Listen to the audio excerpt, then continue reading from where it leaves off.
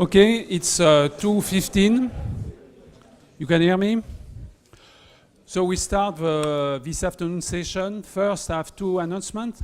One, there is another amphitheater where there is, in fact, video transmission, so you can see the whole presentation in the other amphitheater. It's one.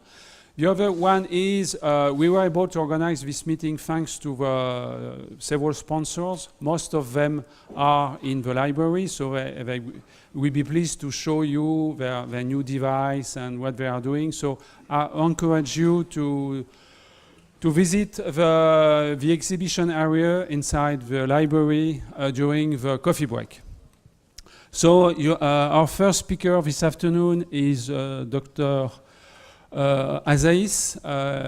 He comes from Lille. He works in my research unit, so I know him a little bit. And he's going to share with you some of the results obtained on folic acid-targeted photodynamic therapy for peritoneal metastasis of epithelial ovarian cancer, which is also, in fact, the photosensitizer is developed here in Nancy by Céline Frochot. That's a collaboration. So you have 25 minutes plus 5 minutes for a question. Okay, good afternoon. Thank you very much. I would like to thank the organizer for inviting me. It's a pleasure to present here in Nancy the result concerning the properties of a folate-targeted photosensitizer designed to enable treatment by photodynamic therapy of peritoneal metastasis of epithelial ovarian cancer. A few words about ovarian cancer. Ovarian cancer remains a cancer with a poor prognosis, and the principal reason to explain this poor prognosis is the delayed diagnosis of the disease. In fact, in 75% of cases, the diagnosis is made at advanced stage, and at this stage we observed what is called peritoneal carcinomatosis. That is an involvement of the entire peritoneal cavity. It's the natural evolution of this cancer, and those lesions appears under the form of surface, flat, and disseminated lesion in the entire cavity. You can see here lesion of the parietal peritoneum, and here lesion at the surface of organ of the peritoneal cavity. So the current management of ovarian cancer rests on the association of cytoreductive surgery and chemotherapy. The quality of the surgery remains one of the main important parts of the treatment strategy, as it has been shown that it was a prognosis factor to decrease peritoneal recurrences, and the objective of the surgeon is to perform a complete surgery, that is to say, without any macroscopic residual disease. Nevertheless, despite a complete cytoreductive surgery and the chemotherapy, 60% of patients with advanced stage at diagnosis will present peritoneal recurrences. To explain this high rate of peritoneal recurrence, the existence of a microscopic involvement of peritoneum has been mentioned. But there is few data on this subject. So to precise the importance of this microscopic disease, I have looked the prevalence of microscopic lesion during peritoneal staging performed in early stage ovarian cancer. And it seems that those lesions are observed in approximately 4 to 5% of cases on apparently normal tissue. This could seem to be not so much, but if we consider that biopsy are a very small representation of the entire of the total surface of peritoneum that is equal to the body surface, then we understand that it's very interesting to give importance to this question.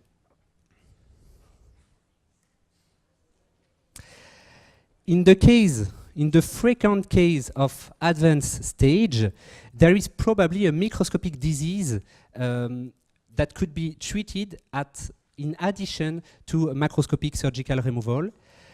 despite there is no literature data and no demonstrated link between microscopic metastases and peritoneal recurrences. So the question is how to improve detection and treatment of microscopic peritoneal metastases. I won't detail in this presentation hyperthermic intraperitoneal chemotherapy, but it's a very interesting strategy which is not used in clinical gynecologic oncology in France, apart from clinical trials. But this strategy has shown very promising results in some indication. So photodiagnosis, fluorescence-guided surgery, and photodynamic therapy may have a role to play in this context to improve the treatment of those lesions. Concerning photodiagnosis, the photodiagnosis has been evaluated in numerous preclinical and clinical studies, and it has been shown that photodiagnosis offers a good accuracy to detect peritoneal metastasis of ovarian origin, and it allows to increase the number of lesions detected by more than a third, and easier detection of inframillimetric lesion.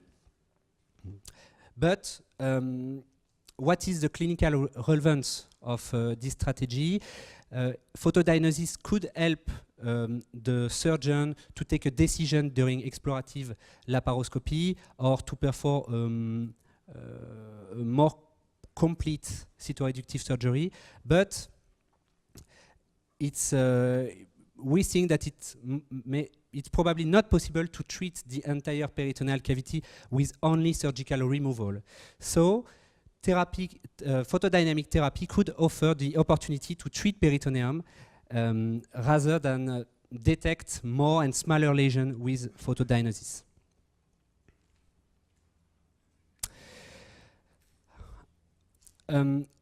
So concerning intraperitoneal application of photodynamic therapy, photodynamic therapy in ovarian cancer could offer a local approach which aim to target microscopic disease at the end of surgery. The limit of this technique is mainly the poor tolerance which has been observed in clinical trials performed with first-generation photosensitizer. Digestive complications like anastomotic leakage, capillary leak syndrome were observed without any improvement in terms of survival. And this poor tolerance is related to the narrow therapeutic window of this treatment. For example, with Photofrin, the observed ratio tumor to healthy tissue is 2.1, and it's not sufficient to propose a safe procedure. So it has been stated that molecularly targeted photosensitizers have a strong clinical potential and are needed to improve therapeutic index of intraperitoneal photodynamic therapy. So we focus our study on folate receptor because folate receptor is a receptor overexpressed by numerous types of cancer, but among them, epithelial ovarian cancer express it in the majority of cases. And this receptor is absent on healthy tissue, so it's a very interesting target. It is overexpressed at the membrane of the cells, and it allows the incorporation of folate-targeted compound by endocytosis into the cytoplasm of the cells. So folic acid has been conjugated to chemotherapy product, imaging agent, radiotherapy agent, fluorescent dye, and the conjugation to folic acid permit a better solubility, a better selectivity, and a better photodynamic activity in case of photosensitizer that has been coupled with the acid folic. I had a video, but I wanted to show you the result of the inhuman evaluation of fluorescein coupled to folic acid to enable fluorescence-guided surgery of peritoneal carcinomatosis. It's a publication from the team of Van Damme, but the video doesn't work today. So the purpose of this talk was to present the properties of a new photosensitizer designed by the team of Céline Frochot here in Nancy. We worked with two photosensitizers. The first one that has been published about 10 years ago, and the second that is supposed to offer better results, but I can't tell you more about it for the moment. All the results presented here have been obtained on animal and human cell line, and we previously confirmed that the cell line expressed the folate receptor. We worked for a long time with an immunocompetent animal model of peritoneal carcinomatosis based on the intraperitoneal injection of a cell suspension of Nu219 cell line. And this model has been previously validated for folic acid targeted therapy.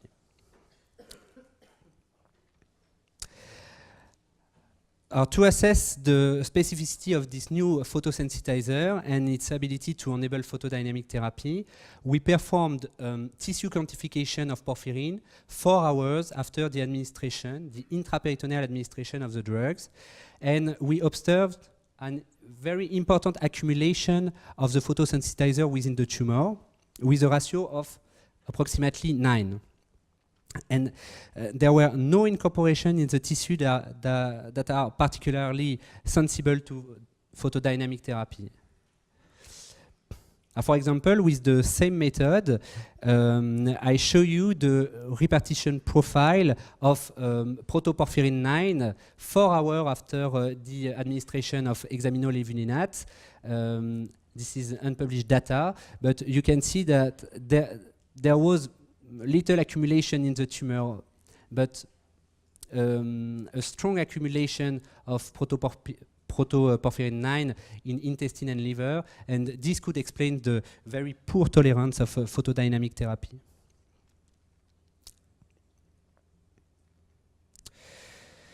Then we wanted to assess the ability to detect a specific signal emitting by tumor secondary to the incorporation of photosensitizer. We studied this fluorescence emission in vitro and in vivo by spectrophlorimetry.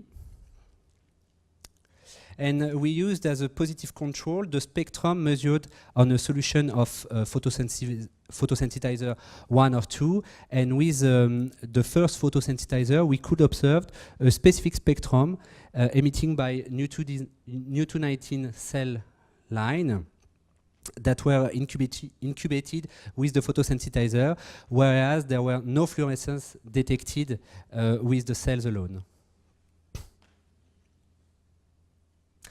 With the second photosensitizer, we observe a specific spectrum in the same condition on animal and human cell line. Here, here you can see the spectrum observed in the human cell line of CAR and SCOV. Then we try to detect fluorescence signal in vivo, and we perform a laparotomy 4 hours after the intraperitoneal injection of photosensitizer.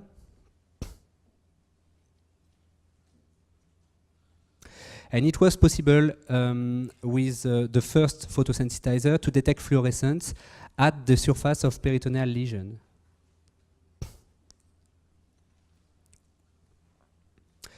With the second photosensitizer, it was easier to detect fluorescence by spectrophlorimetry, and it was also possible to detect a specific signal at the surface of the peritoneal lesion.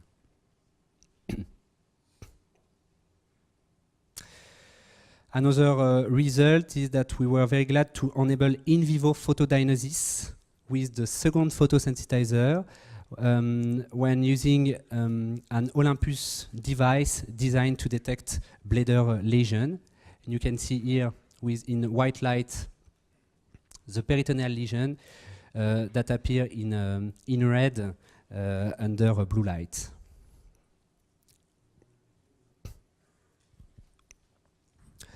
So the last part of the study concerned the assessment of the efficacy of photodynamic therapy in vivo and in vitro to obtain cellular and tissular damage with the second photosensitizer. and we tested in vitro on human cell line the ability of photodynamic therapy to induce mortality of cell. We test 4 conditions. There were a group treated by photodynamic therapy and 3 control groups.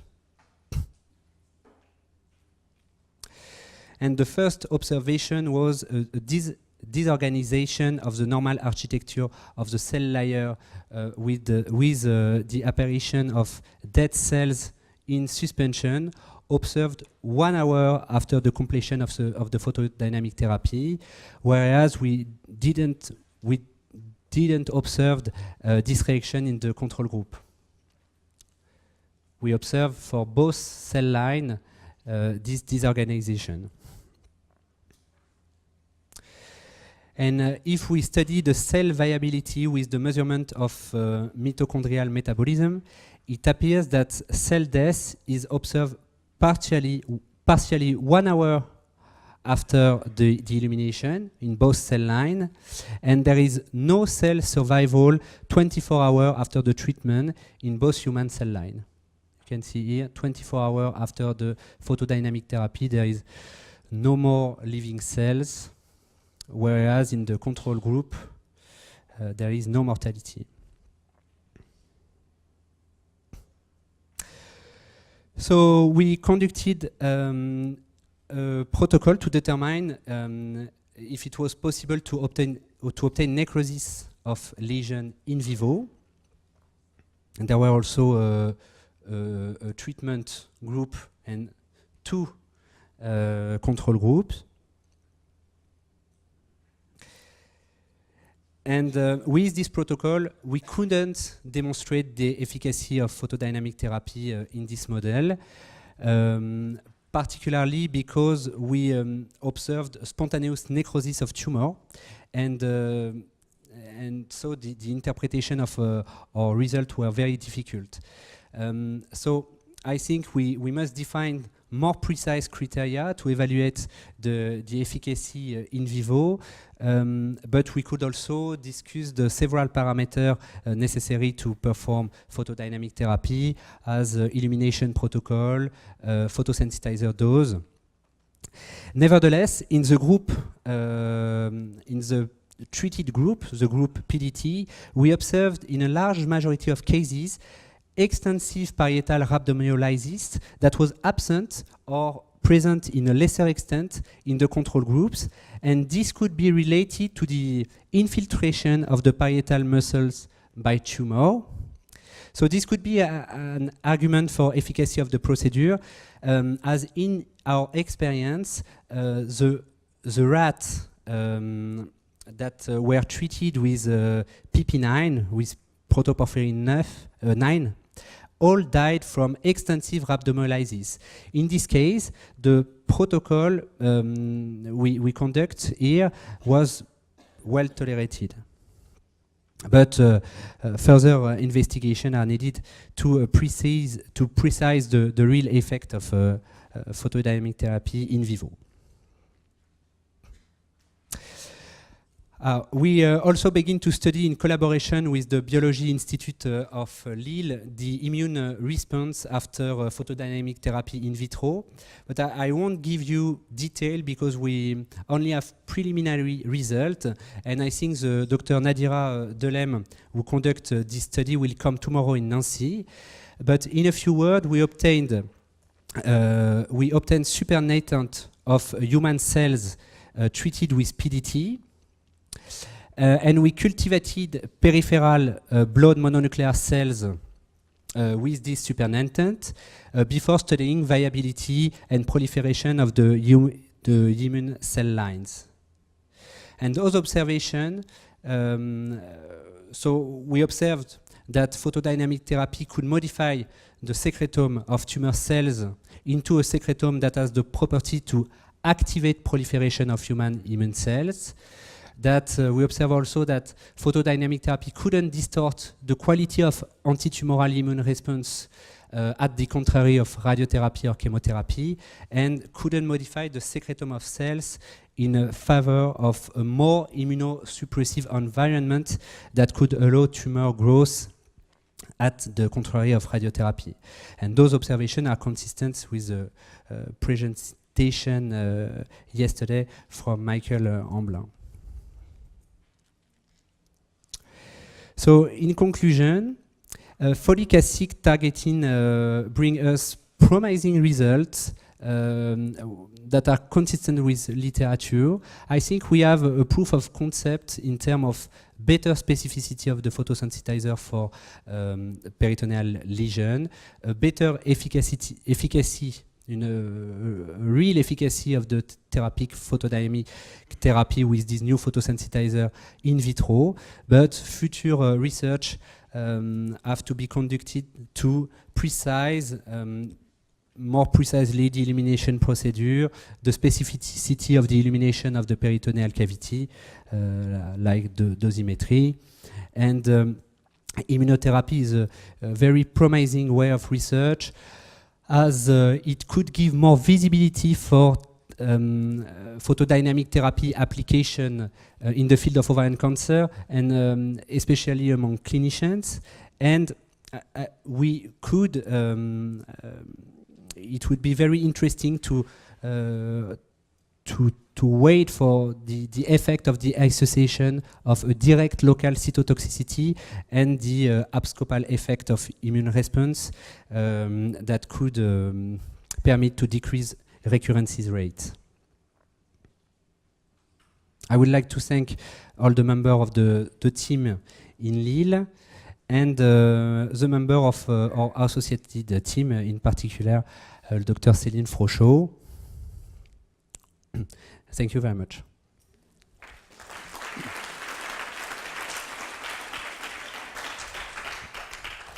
Thank you, Henri. So we have time for a few questions from the audience. No? Yes. Herbert? Maybe the lunch was too heavy. You are still sleeping, yeah? And if you need some more coffee, there are some outside. Okay, I need to bring it in. You showed the slide with the PP9 accumulation in different types of tissue.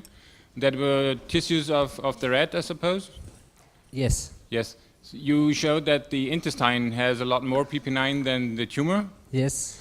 Do you know whether it was from the outside, or did you cut the intestine open and was it measured from the inside? Do you know that? No, it was the sample concerned the entire. Oh, you took a bit out. Yes. Yeah. It was the entire wall of the intestine. Okay. But we wash the surface. No, we wash the faces. You know, the. Yeah, sure, I understand. Yeah, the biopsy. We only yeah. took the wall of the intestine wall. Yeah, but you had mucosa with it. Yes. Yes. Yeah. So because if you look into a human with PP9 with ALA systemically applied, you would not see the intestine being red in a degree as you have shown, because you look at the outside and the human intestine wall is a lot thicker, and if the mucosa is fluorescent, it does not mean that you are tricked by false positive fluorescence from the outside of the intestine. Okay. Just wanted to make sure how you investigated that. The mic, please, to Professor Cato. Could you give a microphone there?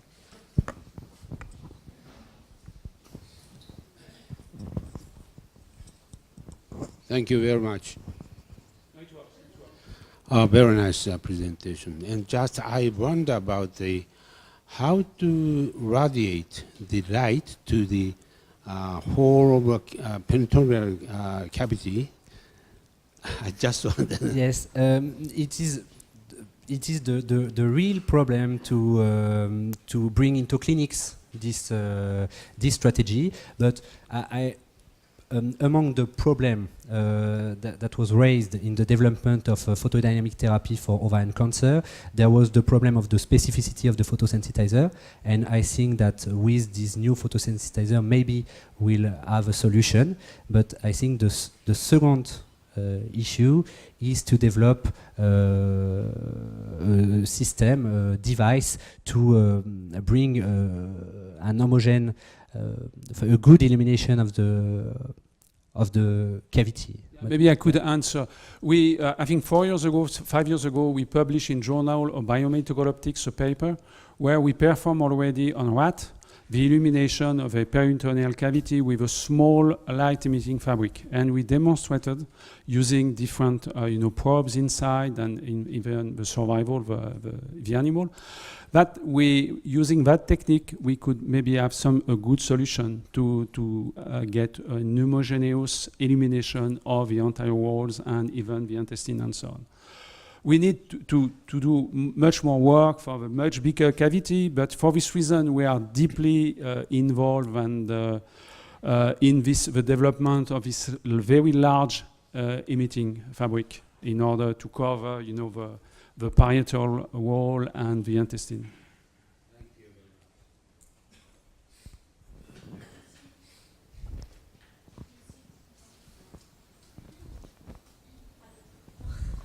You seem to have a very good targeting agent, tumor targeting agent. You try intravenous injection also?